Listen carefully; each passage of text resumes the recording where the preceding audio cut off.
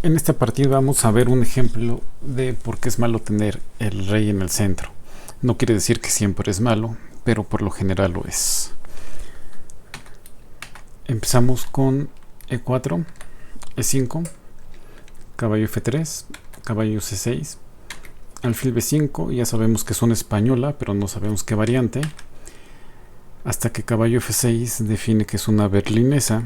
D4, E por D4, E5, caballo 4, caballo por D4, alfil E7, enroque corto, negras capturan caballo por D4, dama por D4, y hay que mover el caballo negro de la casilla 4 debido a la amenaza directa de la dama. Caballo C5, F4, B6.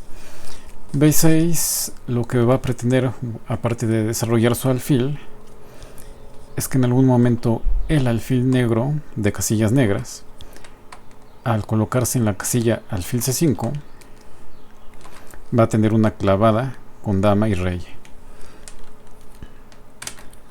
F5, caballo B3, y aquí tenemos como que ataque doble del ataque doble.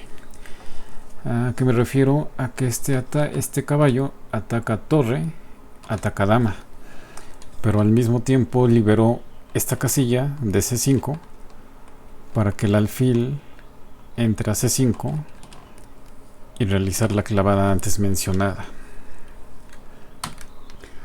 La dama se mueve y también ataca a torre. Caballo ataca a torre, pero dama ataca a torre. Caballo por A1, y aquí las blancas no hacen la captura mencionada de torre. Se dan cuenta que tienen ataque y van a aprovechar eso. F6. ¿Qué hubiera pasado si G por F6? No es lo que se jugó en partida, pero vamos a ver qué pasa si G por F6. E por F6. Y aquí las negras van a perder el alfil por el peón o la torre, y en algún momento también el caballo, o lo más seguro, puede que se escape el caballo, no lo sabemos. Lo que se jugó fue alfil C5. Afortunadamente ya habíamos movido la dama de la clavada que mencionábamos, y rey H1.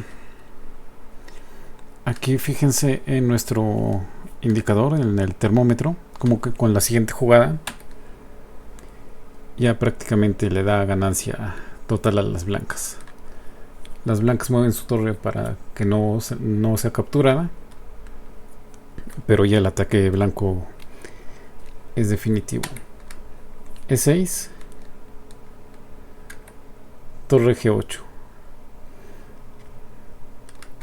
Aquí lo que el módulo recomendaba era el enroque con las piezas negras.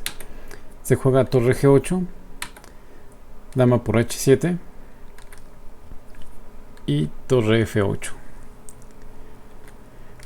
Lo que se jugó en partida fue E por F7, pero vamos a ver qué pasa con F por G7, que es también lo que recomendaba el módulo. Ya las dos jugadas son perdedoras, pero F por G7 ponía un poco más de resistencia.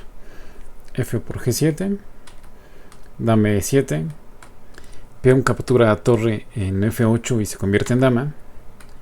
La dama la captura, por eso se había movido aquí para luego capturar acá.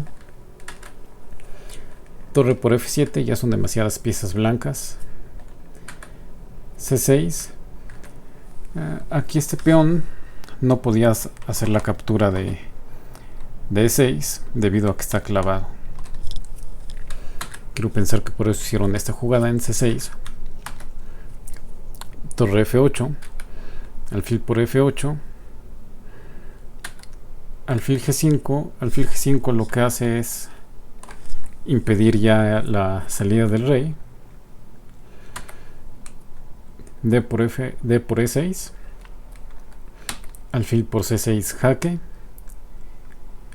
La única jugada que tienen las negras es alfil D7, y ya cualquier jugada es ganadora, ya sea dama por D7 o alfil por D7. las dos jugadas es jaque mate. Y nos quedamos en aquí. Vimos F por G7. Lo que se jugó en partida fue E por F7. E por F7. Torre por F7. Torre E1. Jaque. La torre entra. Bueno, ya estaba en juego desde su casilla protegiendo al peón, pero ahora ya con jaque. Alfil E7. Dama G8 jaque. Torre F8. Y la jugada final F7. La torre no puede capturar al peón debido a que está clavada por la dama. Eso fue todo. Espero les haya gustado esta partida. Fue muy corta, pero creo que es muy ilustrativa de por qué no hay que dejar el rey en el centro, o normalmente no hay que dejar el rey en el centro. Recuerden suscribirse. Saludos.